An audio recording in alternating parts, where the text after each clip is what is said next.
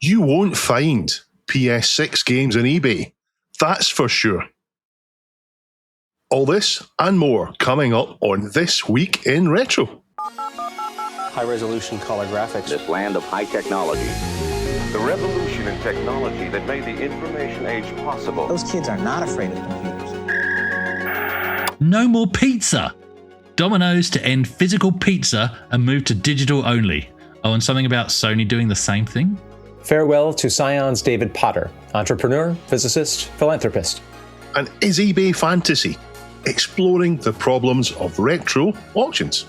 And an e-ink Game Boy, along with multiple 3DO revivals, maybe, but probably not, coming up on this week's show for the week of Saturday, the 11th of July, 2026. Up-to-date news for out-of-date tech. Hello and welcome to the show. I'm Dave and I'm joined today by Jason and Chris. How's your week's been? Pretty solid, pretty solid. I've been watching the World Cup. I have been thoroughly enjoying the games. The game last night between England and Mexico was absolutely phenomenal. Never seen anything like it. Just unbelievable. What a drama. Have you been watching the tournament? I did not watch it because that would have been on while I was at work this morning, Dave, so I did not watch that at my desk on my computer screen at all. If you had watched it, what would you have thought? I would have thought it was the most bizarre and entertaining football game I have ever witnessed in my entire life, and I would probably watch it again if I had already watched it, which of course I haven't. Jason? Well, yeah, don't spoil the result for Chris because he hasn't seen it yet. Right.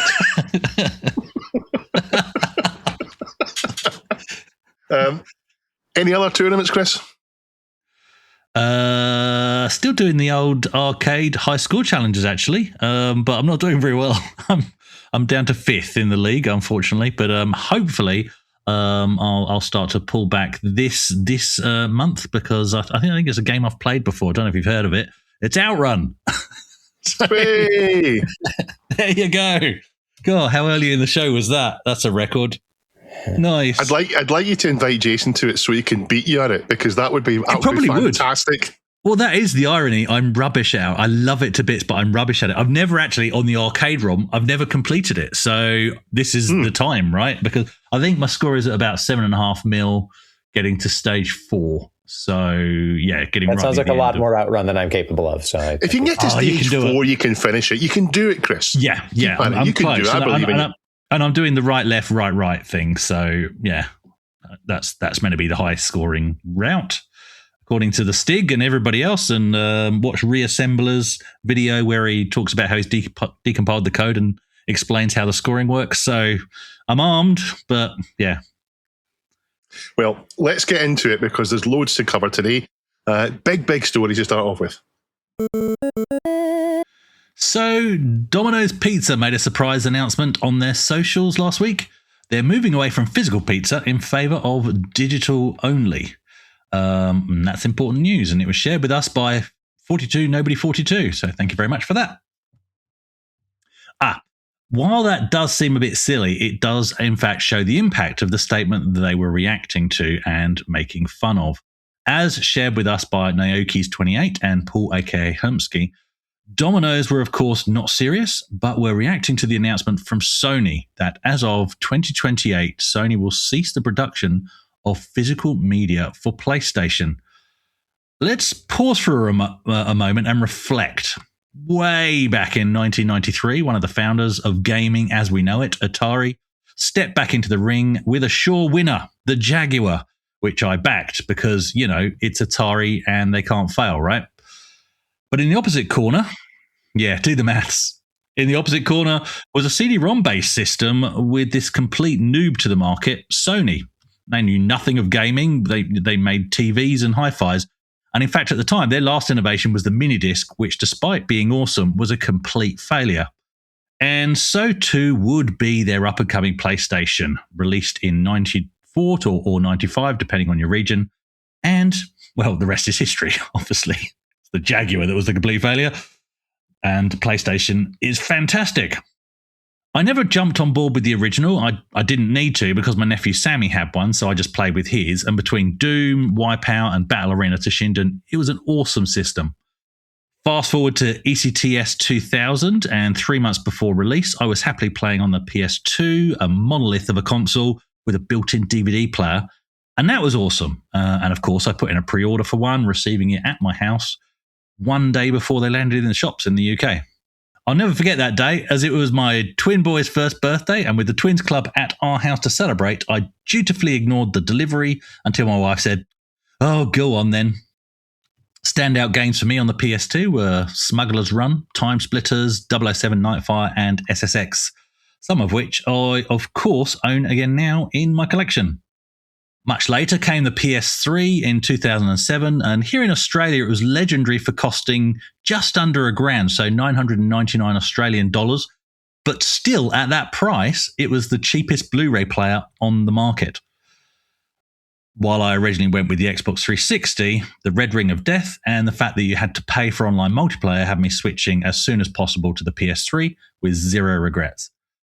Many hours spent forging tracks on Mod Nation Racing. For those that know, that's basically Mario Kart, but 1,000 times better. And our family nights were spent racing on the tracks we'd each crafted during the week. Even though the PS3 wasn't too locked into online, in 2011, we had the infamous data breach that forced PSN and online play down for 24 days, according to some sources, and affected 77 million accounts. 2013 and the PS4 then, that came out, and I only got one as insurance actually paid to replace my PS3, which had been damaged by a lightning strike that was so close to the house, I think Nikki nearly lost her hair from it.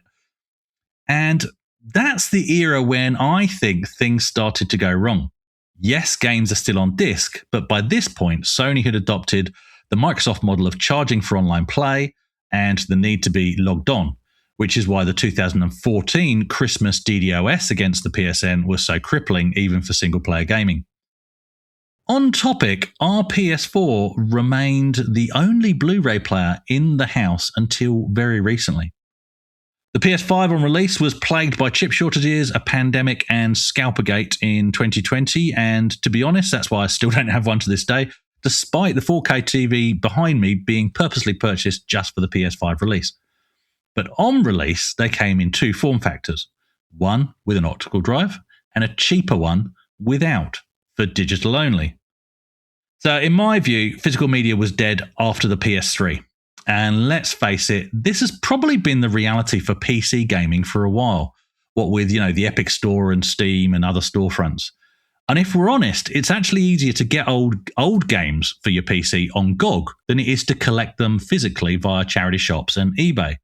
So, because we've dug into this negatively before, woe is the future of gaming, but let's try and be positive on this one. What could the future of retro gaming, what could the future of retro gaming look like? And what will today's kids be buying in 30 years' time to relive the good old days of 2026? Jason? Well, maybe they'll start collecting things that have never really caught on. Like I'll open the bidding with the little barcode cards that go with the VTech WizKid. Look it up. That's a funny thing you mention that, because people are starting to do that with their Mr. Multi-systems and other things. They're using NFC cards as a way to get away from, that when you open up an emulator and you see that list of games and it takes you away from it. What they're using NFC cards, they're printing off these lovely cards, getting the artwork on it and tapping it to launch a game and having that as a way to get away from it. So you're not far away from it there. And, as for, what's the thing you collect? So much of nostalgia is less about the object and more about just invoking the feeling of the time. So, maybe it'll be for the aesthetics of a certain digital storefront and the specific two-factor authentication gyrations, just envision 30 years from now, man, I knew it was meant to be between me and Marguerite because on our second date, I told her how cool Steam's old authentication system was. And later that night, she sent me a 5-character alphanumeric code and I knew she just got me.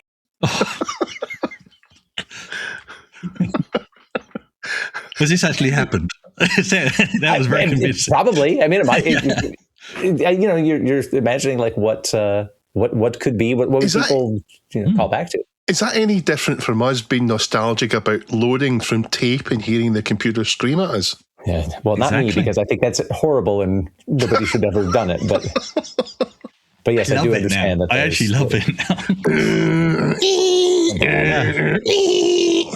now. Speaking of things that are bad, can I just say, like, I really, really am not on board with this brand chasing snark. I would rather leave the satire to comedians and middle-aged Saturday morning commentators. Like, unless you're announcing a collaboration to bring back the 1989 action game Avoid the Noid, I don't particularly want to know what the PlayStation team thinks about Domino's any more than I care what Domino's thinks about the PlayStation. I'm in the middle with the brand stuff. Almost all of it falls flat. But sometimes if they do the snark well enough, really, really well enough, it hits it off. I don't think this Domino's thing really landed, though. But remember, folks, brands are not your friends.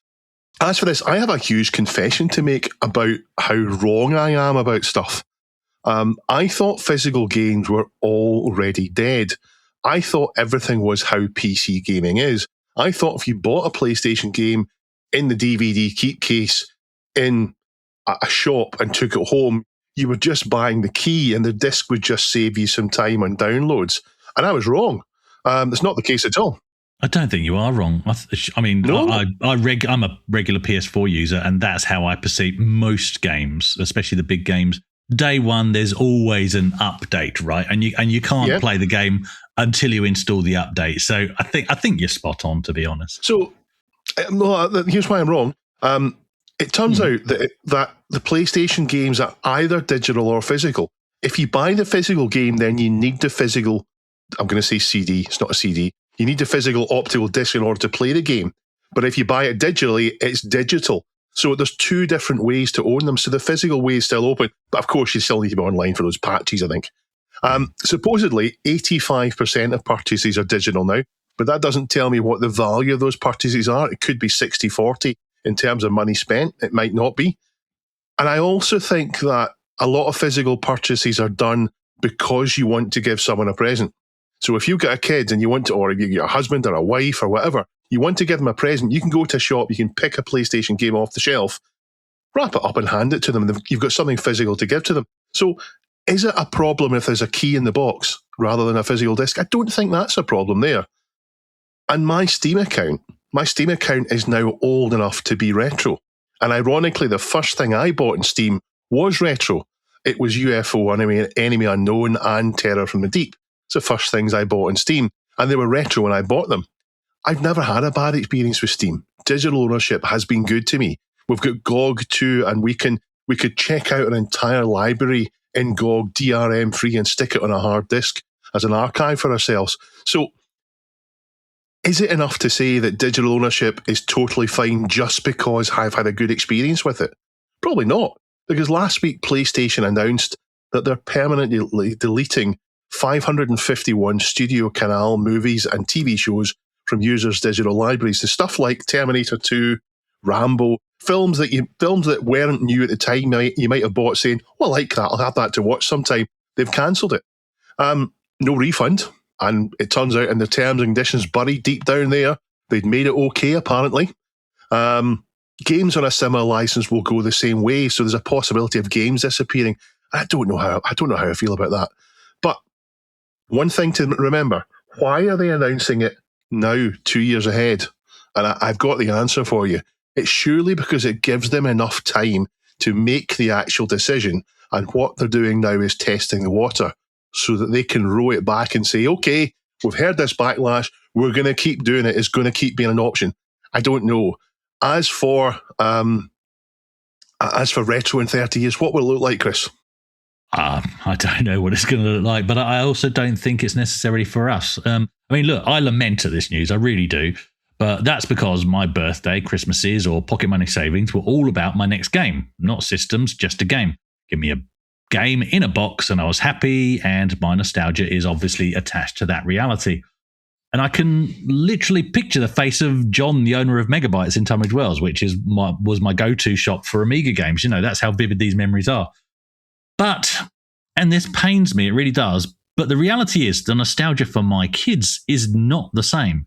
Actually, I'm sure they will develop for some nostalgia for things like their GBA games, their DS games, and certain Wii titles, probably.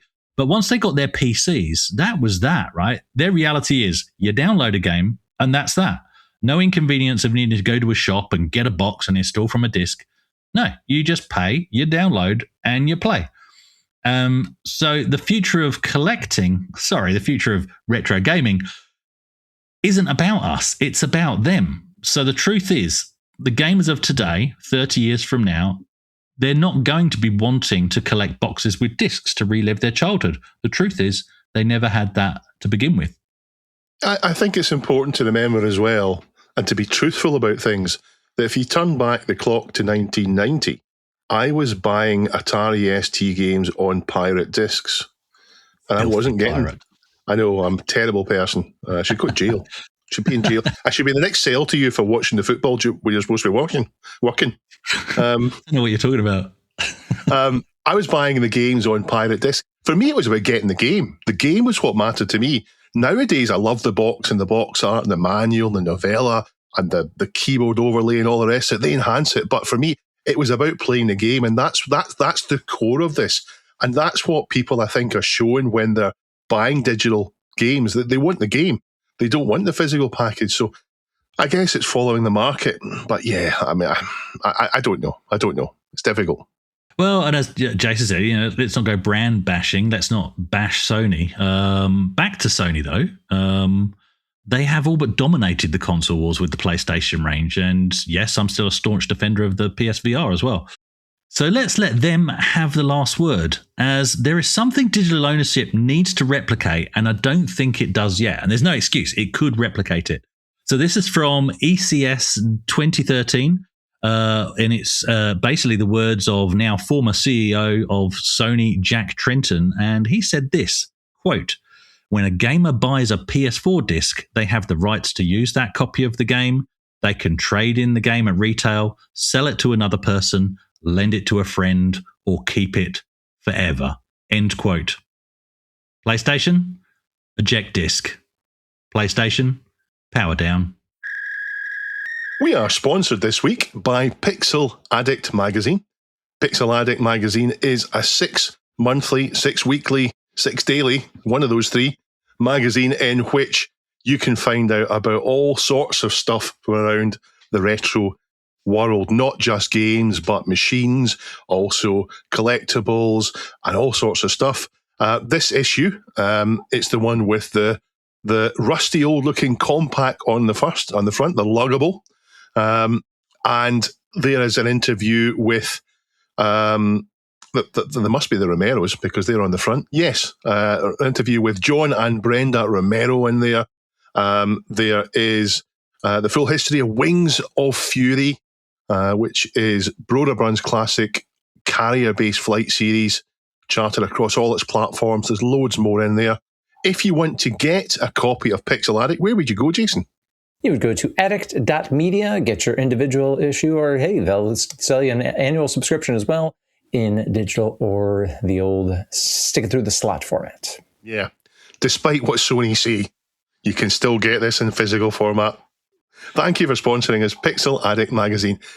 If you would like to sponsor us, then what would you do, Jason? You would write to TWiR at thisweekinretro.com for full details.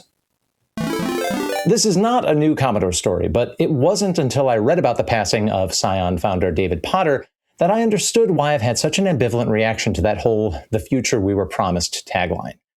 When I reflected on this story submitted on our subreddit by the Retro Don, it hit me. I hadn't fully articulated it for myself because I was and still am a staunch advocate for desktop computing. But for over 30 years now, if I ever did believe in such a thing as a tech future we were promised, that vision was not symbolized by anything Commodore or its successors ever touched, nor anything originally from Microsoft or Apple. It was from Psion PLC, makers of the then category-defining Psion 3A palm-top computer. And reflecting on Potter's life and what his company accomplished got me thinking about those devices again and how maybe they could have shaped a future I might in fact call better. The palm-top design symbolizes everything that today's handheld devices don't. They're rooted in a keyboard interface, so they emphasize communication through the written word rather than reactions and emoji. There were eventually touchscreens, but there are laptop touchscreens as well, and you don't typically associate that interface with the phenomenon of doom scrolling. The Palm Top and the Psion was a computing experience, not a media experience. Am I onto something here? Like, is the alternate timeline that's dominated by clamshell PDAs actually somehow better? Is there a hideous butterfly effect apocalypse I'm overlooking if the palm top defeats the glass slab? I mean, I think the problem is the slab is so good. I really struggle to imagine what a clamshell PDA would look like now and be like now to use. So my best guess is we would have sort of mini laptops, and maybe we would find it much easier to dock them with a keyboard and a screen, because my phone can be docked with a keyboard and a screen. This is something that they're trying to bring in, and I'm not sure that the response from consumers is any more than lukewarm towards it. I don't think there's broad enthusiasm about it, but I'm enthusiastic about the idea of carrying my everyday computer in my hand and regularly just plugging it in somewhere and immediately having a desktop experience with a keyboard, a mouse, and a screen. And I wonder if we had palm tops, if we had these Psion palm tops instead of these glass slabs, might that be better, because we would be doing fundamentally the same thing in our hands that we did when we dock it, rather than these touchscreens. Touchscreens don't immediately lend towards a screen, keyboard, and mouse. So maybe we'll be carrying our desktops in our pockets. Maybe we wouldn't have these thin clients that we now have. Maybe we'd just have our phones, we'd plug it in, and that would be powerful enough to do the screen, keyboard, and mouse. I'm not sure. Chris, am I missing a butterfly effect? No, I'm with Dave on that. I wish that dockable phones had taken off, because there's been a few attempts at that. But it does make me think back to things like the Atari Portfolio. And also in the more recent history, as the glass slab started to take over, you had this sort of happy mid place where some of them had flip out keyboards. And I much preferred that to just scrolling around on the screen to do your typing and stuff. But you still had the media distractions, of course. And maybe an interesting question is, if we look at before the iPhone arrived, which is the glass slab, the one that did it all, could we have predicted it, really? Could we have said how good they would end up being and how much they'd end up doing? I don't think we could. So I think maybe the PDA would have done things that I can't imagine. It would have been better than I could possibly envisage in my head. Well, under David Potter's leadership, Psion did some pretty amazing things, rising from software publisher to hardware innovator. And I want to give special credit where credit is due, because unlike a lot of celebrated UK tech brands, Psion succeeded by emphasizing technical excellence and innovation rather than an ethos of, how can we make this as cheap as possible, even if the resulting product is objectively terrible? Or what if we made a computer a bureaucrat would love? In addition to doing the likes of HP programmable calculators a step function better, Psion innovated solid-state drive storage. We're talking about SSDs over 30 years ago, and they worked well. They had crisp LCD screens that sipped power from a pair of AA batteries long before the rechargeable innovations of our current century. At reserve battery backup that was actually reliable enough to protect your data. At its peak in the early and mid-1990s, Psion came to symbolize a category of executive computing. If you invested in a Psion PDA, you looked like you had some important business to do in your life.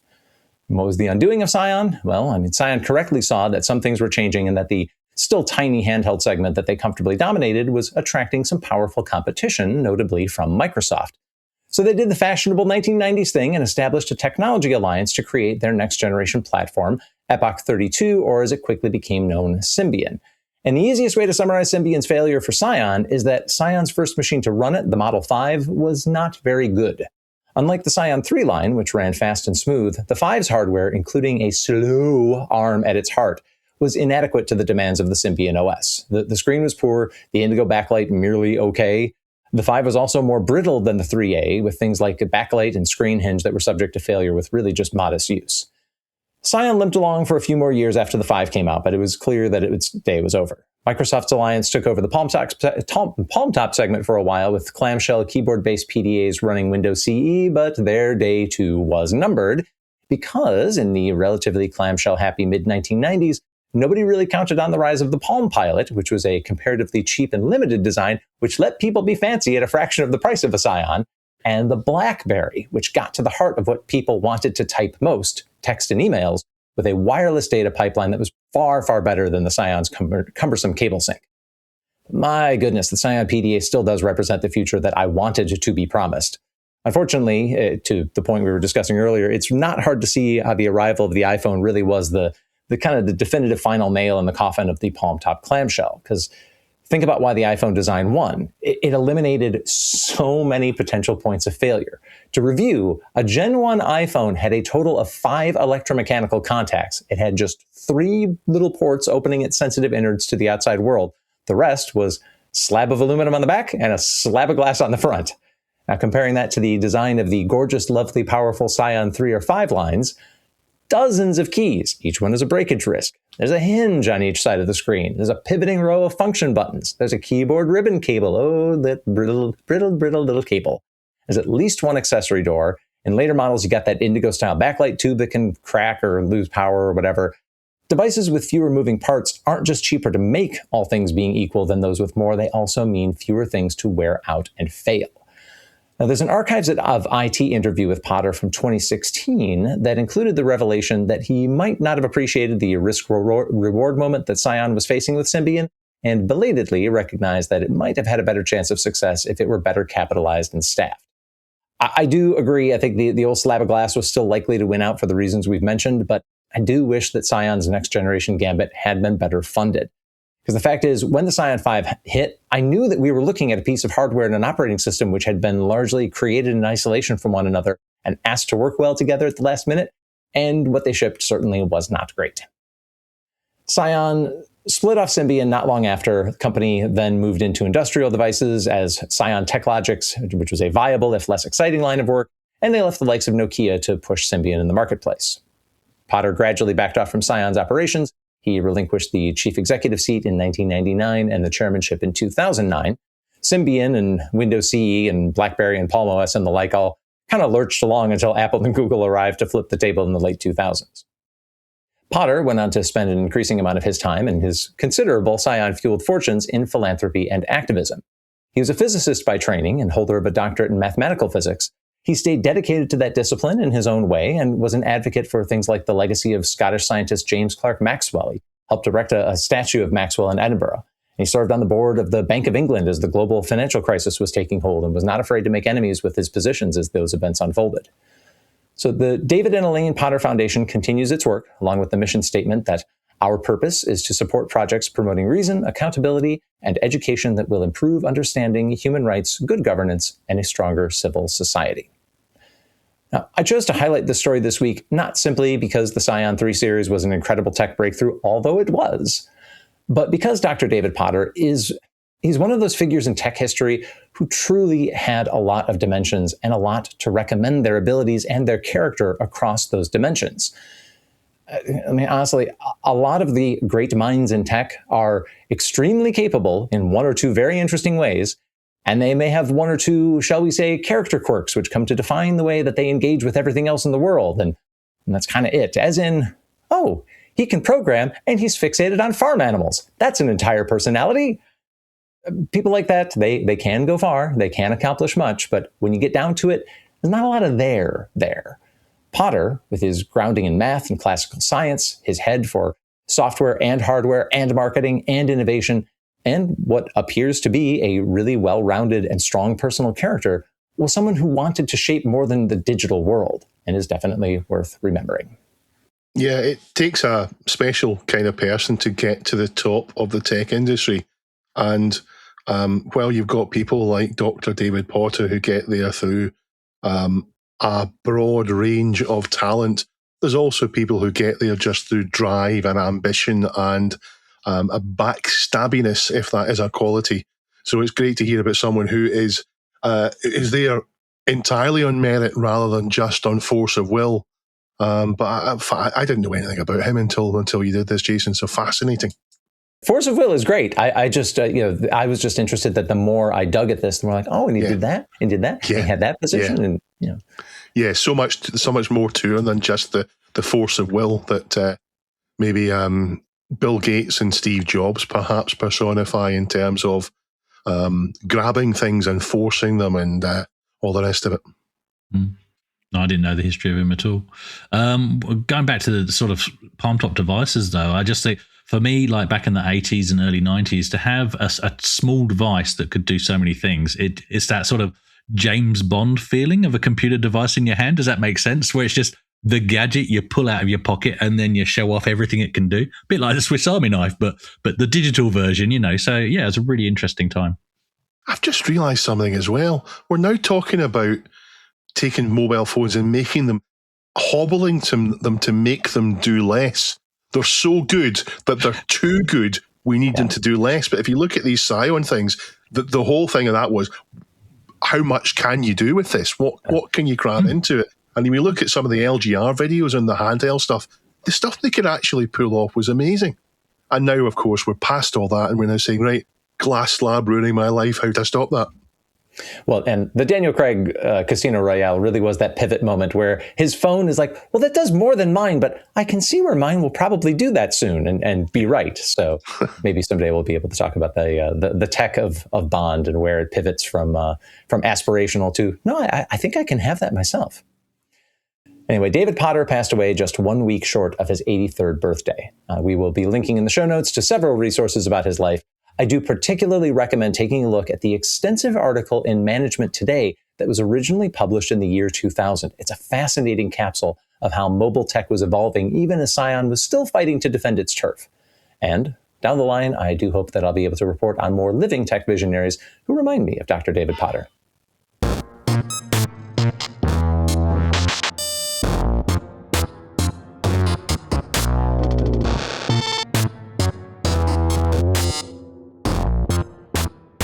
Hey, things have gone a little quiet in our drive for 50 new or updated podcast reviews, but I did find one from, I think maybe just when the drive kicked off, and I think I missed capturing it here. It is on the Apple Podcast Japan feed from Captain Pixel, best source of retro news for Ultima and Outrun. No arguing with that. If you'd like to join Captain Pixel, please submit a review of This Week in Retro to your podcast platform of choice or one of the aggregators out there like Pod News or Rephonic, and let us know about it so we can feature it here. We got a comment from Paul C. Gregory. If you go back a few weeks to Epic Adventures in 64K, where we covered his tool. And he says, late to the party, sorry, this is Paul Gregory, aka Indigo Beetle. To clear up the confusion, while I may have been unconsciously aware of the Quill, especially having come from Incentive Software, creators of the GAC, the Graphic Augmented Creator, but I can honestly say it had zero influence in the choosing of the name Quill, which is spelled Kwyll. I was looking for a suitable name for the product, wanted something that represents both creativity and old and retro, and that fitted. Then I misspelled it on purpose. That's what I do. I've always misspelled product names intentionally to ensure I could get the domain name. So I guess he's saying that he didn't do it on purpose, but the chances are that he's come across the Quill at some point in his life. So it was dwelling in a little facet of his brain and he forgot that's where it came from, I guess. Although, if you're writing adventure games, Quill does seem a natural name for it. So yeah, thank you, Paul, for letting us know. And also, welcome to our newest annual patron, Morton. Thank you so much for joining us and so much for your support. If you'd like to join Morton and take out an annual subscription to us or a monthly one, then go to patreon.com/thisweekinretro. Thank you very much for your support. 260 weeks in retro is coming, I promise. It's my fault it's slightly late. I'm to blame. And send your Rowan. hate mail to me, not to Jason, not to Chris. Jason was way ahead of the curve. Chris was not as late as me. My fault.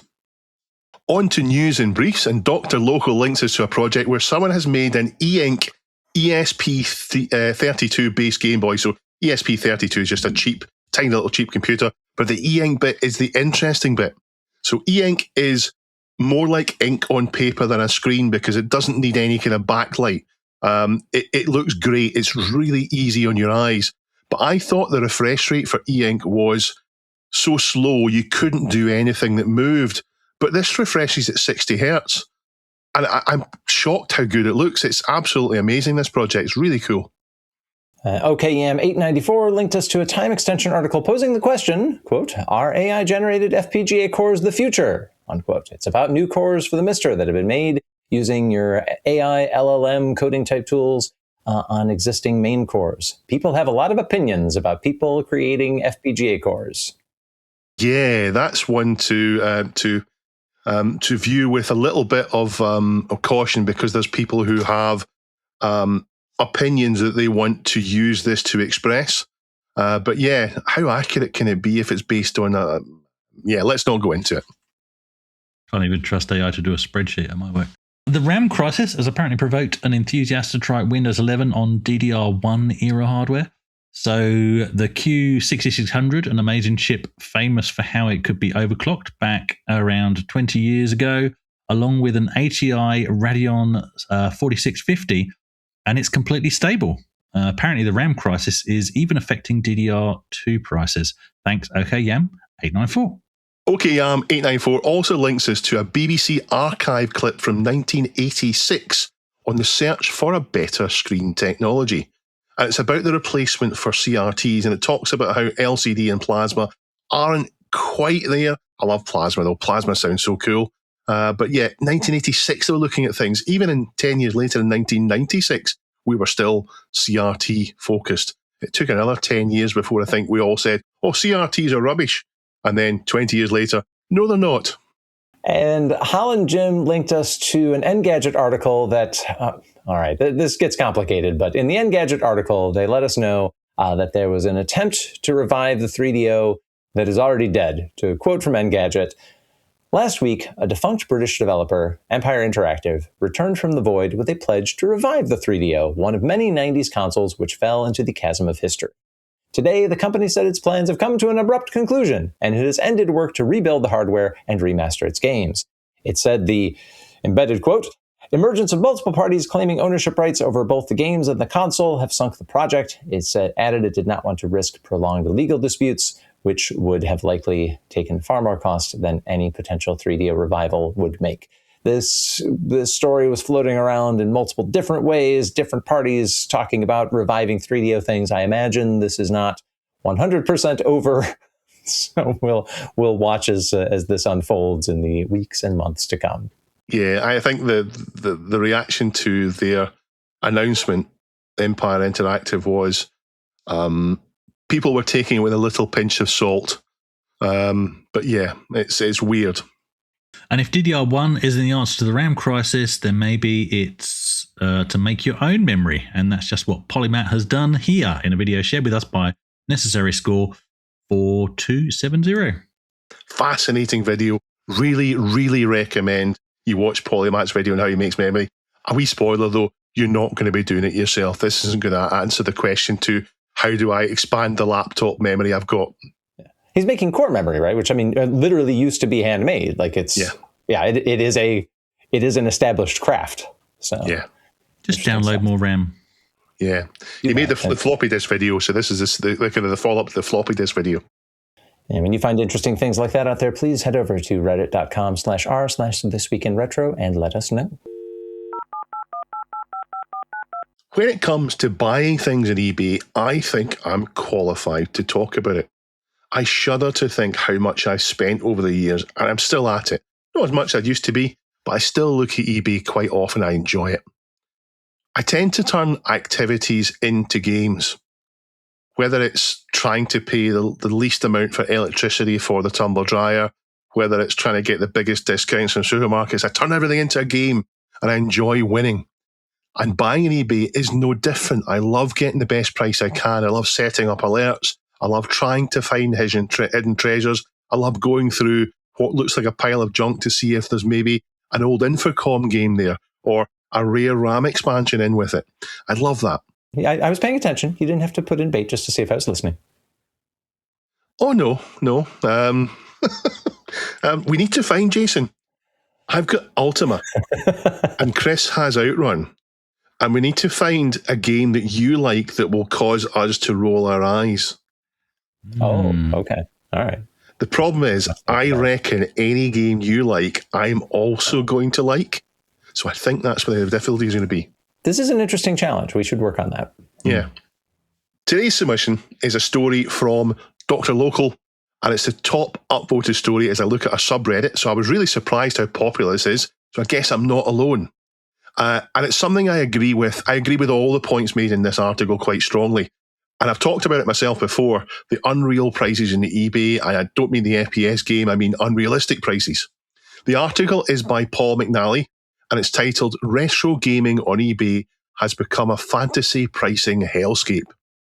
And the crux of it is that people are deluding themselves about the value of things and filling up eBay with wild prices.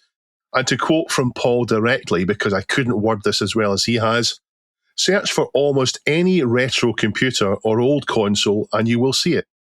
A yellowing Amiga 500 described as rare. A ZX Spectrum with a box that looks like it survived a house move, a divorce, and possibly a small nuclear attack.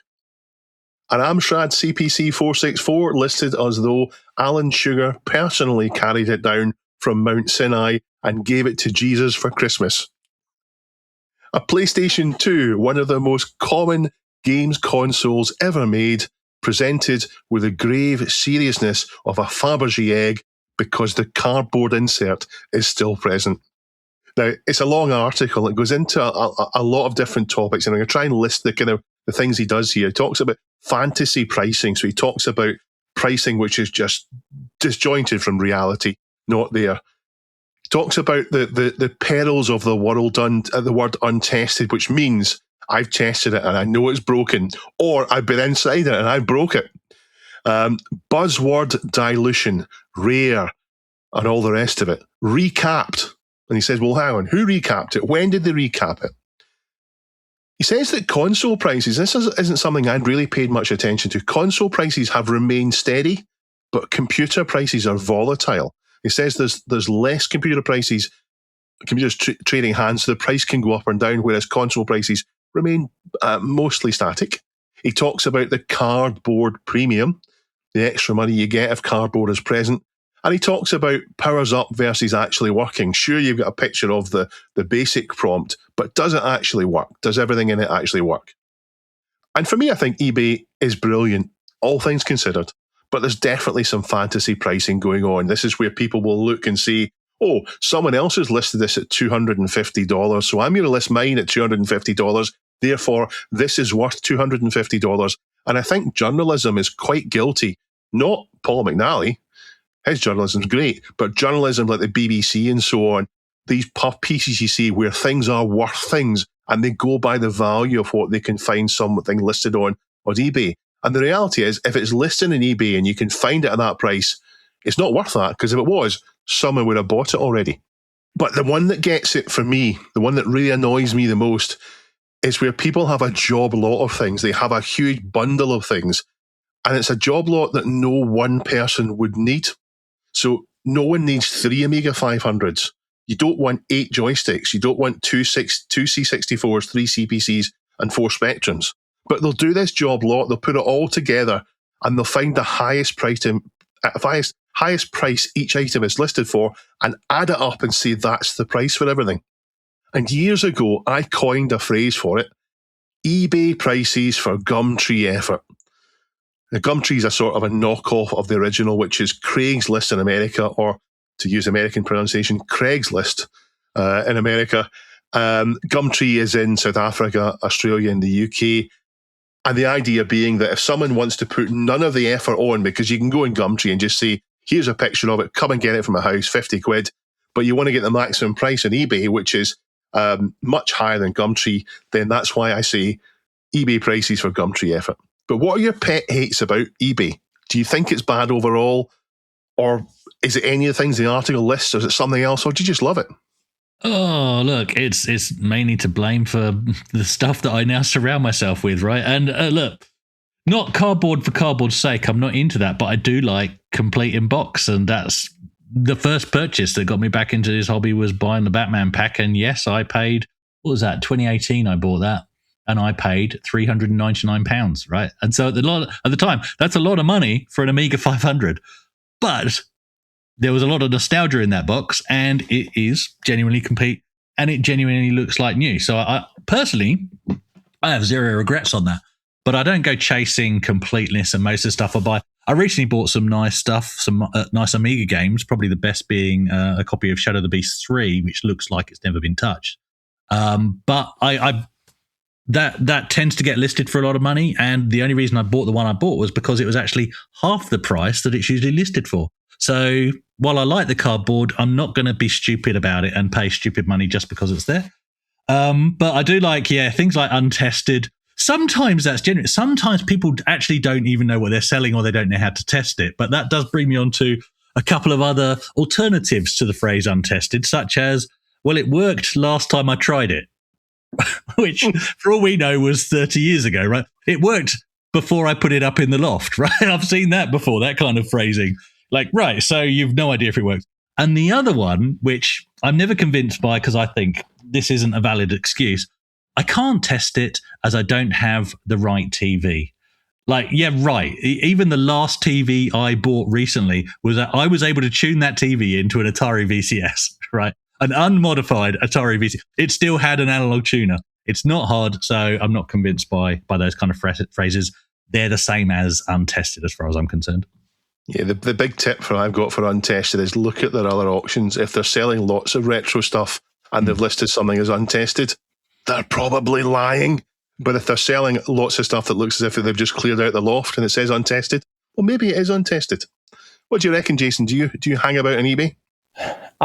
Less these days. My passion for it got quelled by rising shipping prices and rising prices in general also. But I think just in the U.S. When online auctions, eBay and actually Yahoo auctions was a great place to get retro stuff back in the late 90s, early 2000s. The U.S. Postal Service would ship quite a bit of stuff pretty much anywhere you wanted in the continental U.S. for $3. And that was a great time. Payment was a bit of a hassle, but if you were willing to go through the payment hassle, you could get a lot of stuff from point A to point B for $3, and that was a good time to trade stuff around. Now that things are a lot more expensive, it's kind of taken some of the zing out of that. I do actually buy a lot of clothes on eBay, relatively speaking, because that's a good place to find guys my size who are done with stuff that they don't want to wear anymore. This article does make some good points, but I would say one thing that I would quibble with was that eBay was a dangerous place before 2020. He ties a lot of it to pandemic response, but yes, coordinated global demand destruction did completely change economies in ways that we are still reckoning with 6 years later. But honestly, like, this article's greatest value is probably as a replacement for a breathing exercise or a count to 10. If you are planning an eBay purchase or a bid which is outside your usual pocket money threshold, make yourself read this article from bottom to top before, or top to bottom before clicking. That might be a way to deal with this. The whole code phrase of untested, that is a bad place to have a market equilibrium land, but unfortunately it's very hard to figure out how you would fix that. And before we move on, for our Canadian audience, we should say that Gumtree would be like Kijiji. You're welcome, Canadians. Kijiji? Mm-hmm. I enjoy saying that. Kijiji. It's almost like Kajagoogoo. Kijiji. It's so long in the past that eBay was a dangerous place that I've forgotten about it. eBay used to be really quite dodgy, and now it's completely sanitized. It's much safer now than ever, particularly for buyers. In fact, it's a buyer's market on eBay. You can do all sorts of nasty stuff and sellers can't do much to you. I genuinely don't. I always treat people really fairly. I don't do these things, but you hear about horrible stuff like people buying something from you and swapping it out with their broken thing and then sending it back and saying it didn't work. So people have to do things like take photos of the item they send out in ways that the dodgy buyers won't do. But eBay is really safe now. And all things considered, I'm delighted with eBay. I enjoy it. Even just browsing through eBay is fun. I do lots of it, even if it is cluttered with things that aren't quite rightly priced. I think the TV shows, the salacious TV shows, Cash in the Attic and all the rest of it saying, oh, retro stuff's worth a fortune, have people thinking that the old Spectrum they found up there is going to make them rich, and it generally won't. The only things that will make you rich are rare things like an Atari Falcon 030 or an Amiga 4000, and generally you're not going to find one of those by accident in your loft. So yeah, eBay's still good for me. It's time now for our community question of the week. And last week's question was, if you could mod up your dream system with all the bells and whistles, what would it be? So we're at a contest mode. Sorry, guys. Yep. Cool. I've forgotten how to open a link. It's not working on my screen. Right. Who's the top answer? Jason? Top answer is Jeff Mendoza. Back in the day, it was the Sega Tower of Power, Mega Drive, Mega CD, 32X. I remember seeing it in magazines in about 1994 and thinking it would be incredible. Now I have it. It is not incredible. Well done, Jeff. Oh, no. But Jeff, it looks fantastic, though. I mean, nothing else looks the same.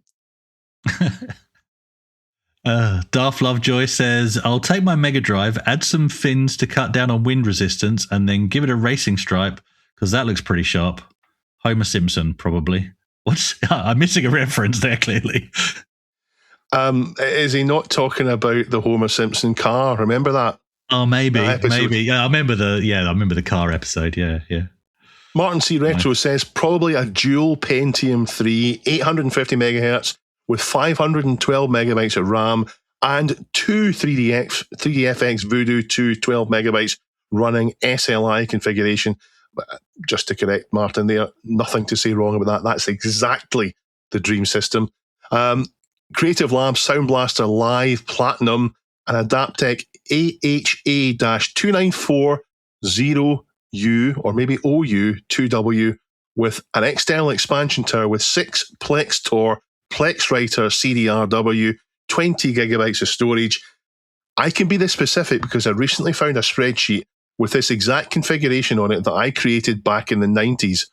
The prices that I'd recorded in the spreadsheet total around £7,500. Obviously, I never purchased it, but I could dream. So this is Martin finding an old spreadsheet of himself doing window shopping for fantasy pricing on stuff that he couldn't possibly afford, but was amazing. But that's why the configuration sounds so good, because it's a real one. It's not things from 5 years apart. Nice. Talk about a question being perfectly suited to somebody's very particular needs. Yeah. It's interesting. I'm scrolling down to see if anybody took my bait and tried adding things like bottle openers and magnifying glasses and stuff, but no, they've all taken this very seriously. Lots of Go Faster stripes being added to systems, including a Commodore 64. Yeah. And ZX Nice. Southern Grass 416 said a ZX Spectrum with a mechanical keyboard. That exists. It's called the Mectrum. Lee Smith made it. And you put a ZX Spectrum board in his 3D printed case with Cherry MX Blue keycaps. Fantastic. Do we have a question of the week? We do. Oh, that's a really good. Who did that? I did that.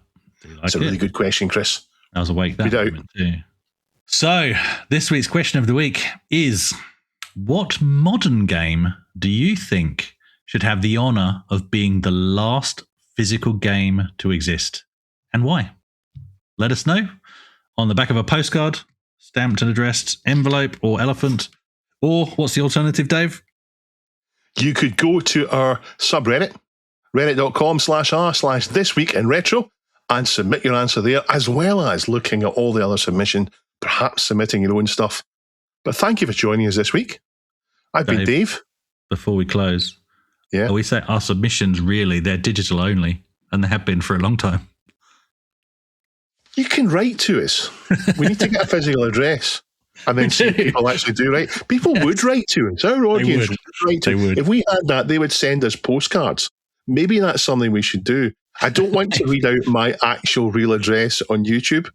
Need a PO box. I'm not going to do that, but we need to... You have to be an eBay seller to get that. No, I've got it. I've got it, because I know we won't get them. Let's just send them to BBC House. Like everything used to go to BBC House, right? We'll just send them to some random department at the BBC. How do we get them, though? No, we don't. It doesn't matter. Just clog up somebody's mailbox at the BBC. I fancy the idea of holding up and reading out a postcard on the show. That would be great. Anyway, thank you for joining us this week. We'll see you next week. That's probably true. I'm waving. Bye. Jason's waving. Chris is waving. Bye. See ya. This Week in Retro was written and presented by Chris from 005 AGIMA, Jason from the Retro Adventurers, and Dave. It was edited by me, Duncan Styles. The podcast version of the show is available through your favourite podcast app, including Apple Podcast and Spotify. And the video version is available on the This Week in Retro YouTube channel.